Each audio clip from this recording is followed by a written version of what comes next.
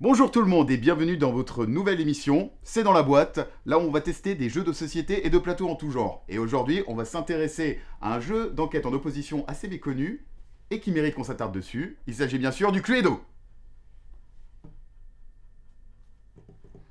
Bon d'accord, tout le monde connaît le Cluedo, mais c'est pas une raison pour le bouder.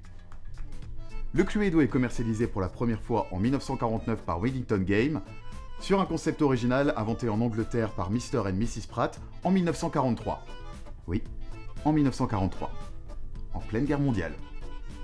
Quelle belle démonstration du flegme britannique.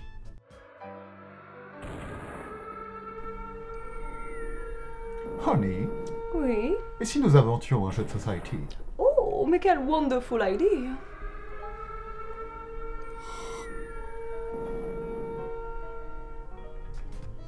Le Cluedo est vite devenu un classique du jeu de société, et en presque 70 ans d'existence, il a eu droit à tout son lot d'extensions et de variantes, mais aujourd'hui on va seulement vous parler de la version d'origine, celle à laquelle vous avez tous joué, et qui doit à l'heure actuelle prendre la poussière au fin fond d'un placard chez vos parents. Tout le jeu se déroule au sein d'un manoir anglais représenté par le plateau, avec ses différentes salles, la salle à manger, la salle de réception, la cave au centre du plateau, les différents couloirs, et aussi des passages secrets qui relient les pièces opposées. C'est une norme architecturale, un manoir anglais digne de ce nom se doit d'avoir des passages secrets, sinon c'est pas un manoir. Non, non, non. Chaque joueur incarne un des occupants de la maison et enquête sur un crime effroyable qui vient d'être commis. C'est une norme sociologique. Un manoir dit de ce nom se doit d'être la scène d'un crime, sinon c'est pas un manoir. Non, non. Dans la version d'origine, le domaine compte 6 habitants. Madame Pervenche, pas très sociable. Mademoiselle Rose, beaucoup trop sociable. Madame Leblanc, qui a le pire métier du monde. Colonel Moutarde, sans doute raciste. Révérend Olive, devenu docteur dans la version française pour je ne sais quelle raison. Et le professeur Violet, qui organise des cours de rattrapage privés pour jeunes garçons. Alors si je précise dans la version d'origine, c'est parce que dans les dernières versions, par exemple, Madame Leblanc a été supprimée au profit du docteur Orchidée. Je sais absolument pas pourquoi, ça devait juste pas être glamour de jouer la bonne. Enfin bref, il existe aussi dans le scénario un 7ème personnage, celui qui s'est fait assassiner, le Noir. Docteur le Noir, le Noir c'est son nom. En plus des pièces du manoir et de ses occupants, on trouve également un revolver, un poignard, une barre de fer, une clé anglaise, un chandelier et une corde, qui ont été disposés dans le manoir en attendant que quelqu'un s'en serve. Et là, nous avons l'un des premiers écueils du scénario. L'un de ces objets est l'arme du crime, et aucun autre. Si vous pensez qu'il a pu se faire tuer d'une toute autre façon, vous vous êtes trompé, ce n'est pas possible. Moi, je pense que le docteur Lenoir a été poignardé dans la cuisine. Non mais c'est pas possible, le poignard était dans le petit salon. Bah ouais, mais on est dans une cuisine, il y a plein d'autres couteaux dont l'assassin aurait pu se servir. Hein. Non, le poignard était pas là, il a pas pu se faire poignarder. Stupide. D'ailleurs, est-ce que quelqu'un a regardé au moins de quoi il était mort? Je veux dire, sans être un expert en médecine légale, on voit quand même la différence entre quelqu'un qui s'est fait fracasser le crâne ou qui s'est fait tirer dessus. Elle s'est passée comment la découverte du corps?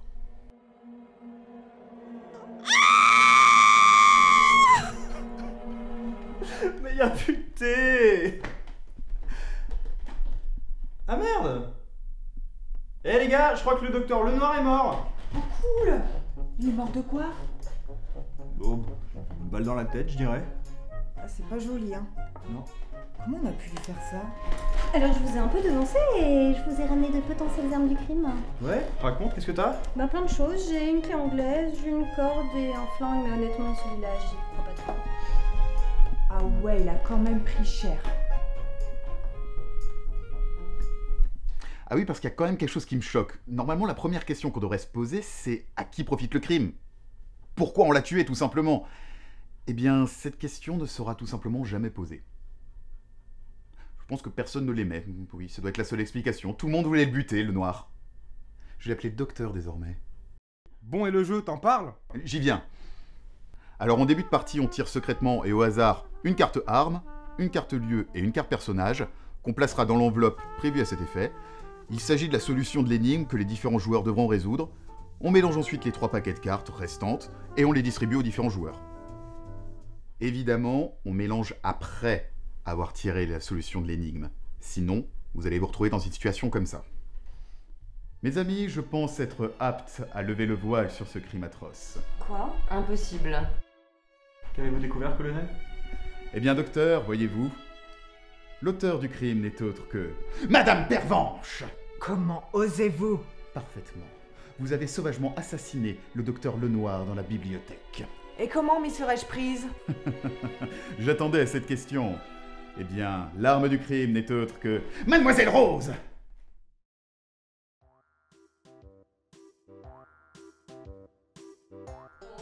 Venez, colonel, hein? Vous êtes fatigué. Mais non, c'est vraiment elle l'arme du crime, je suis sûr. Mais oui, allez, on est tous l'arme du crime, hein?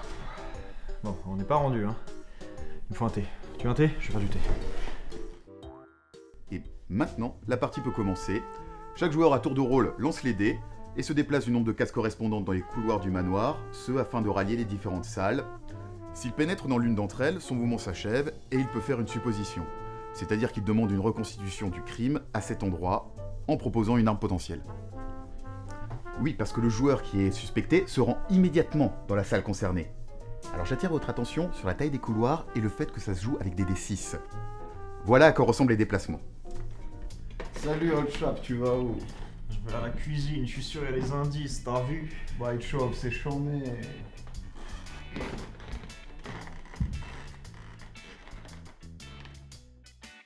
Par contre, dès que quelqu'un fait une supposition... Bougez-vous maintenant dans le hall! J'en ai besoin! Non, j'en ai plus besoin. Je suis une criminelle plus crédible. Est-ce que quelqu'un avait le flingue? Ah, désolé, c'est moi qui... Merci. Bon, ça c'est ce qui se passerait si toutes les suppositions avaient lieu en même temps. Heureusement, dans les faits, c'est chacun son tour.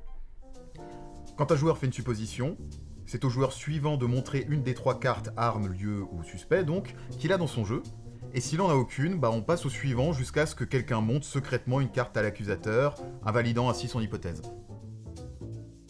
En fait, le jeu se résume très simplement. On a un certain nombre de cartes en main, on doit découvrir celles que les autres ont, et par élimination, donc, deviner celles qui sont cachées dans l'enveloppe au centre du plateau. Pour l'aider dans sa tâche, chaque joueur dispose d'une petite feuille où il peut noter les cartes que d'autres lui ont montrées et ainsi éliminer lieu, arme, suspect de ses hypothèses. Et c'est là que la vraie stratégie du jeu apparaît. Moi je me rappelle, j'ai jamais aimé les fiches de base, pas assez précises à mon goût. Je faisais mes propres fiches sur lesquelles je notais tout, qui me montrait quoi, ce que je montrais à qui, tout ça pour garder le maximum d'indices secrets le plus longtemps possible.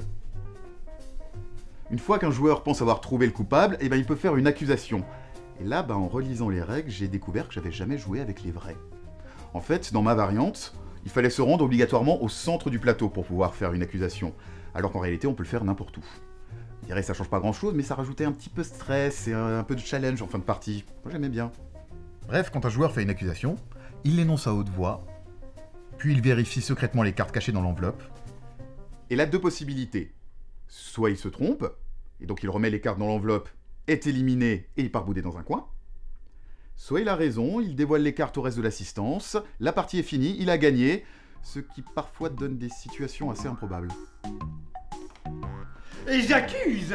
Le meurtre a été commis dans la cuisine avec la corde. Mais qui aurait pu commettre un acte si barbare? C'était moi!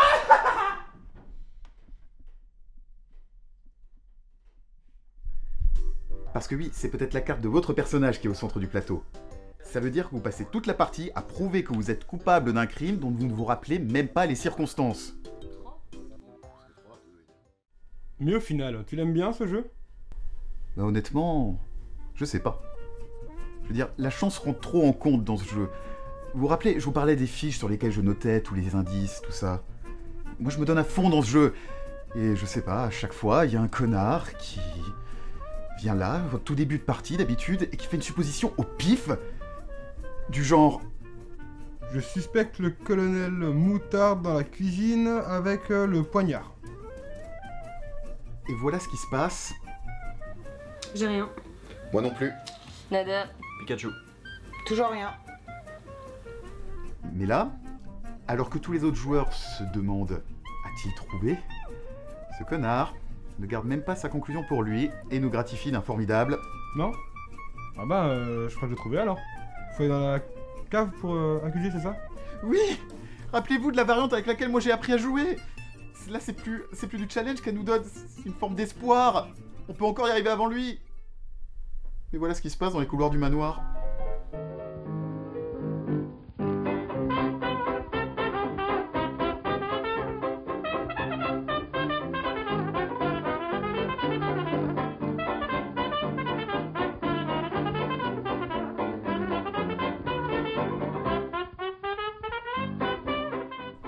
J'accuse le colonel Moutarde dans la bibliothèque avec le poignard. Parce que je suis un connard.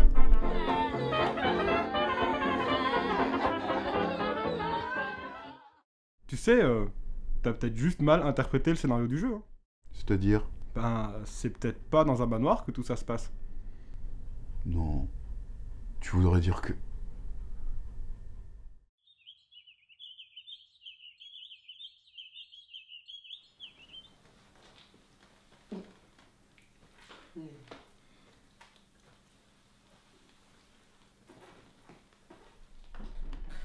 Bonjour, bonjour.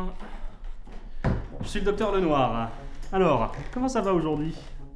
T'es mort! T'es mort! T'es mort! Oui, je suis mort. Et qui m'a tué aujourd'hui? C'est elle qui sait. C'est le colonel Moutarde dans la cuisine avec le chandelier. Très bien, très bien, très bien. Augmentez la dose de THX 138 pour le vodka. Au revoir. Merci à toutes et à tous d'avoir regardé ce premier épisode de C'est dans la boîte, j'espère qu'il vous a plu. N'hésitez pas à nous dire ce que vous en avez pensé dans les commentaires, c'est fait pour ça, on se fera une joie de vous lire. Et donc, à très bientôt.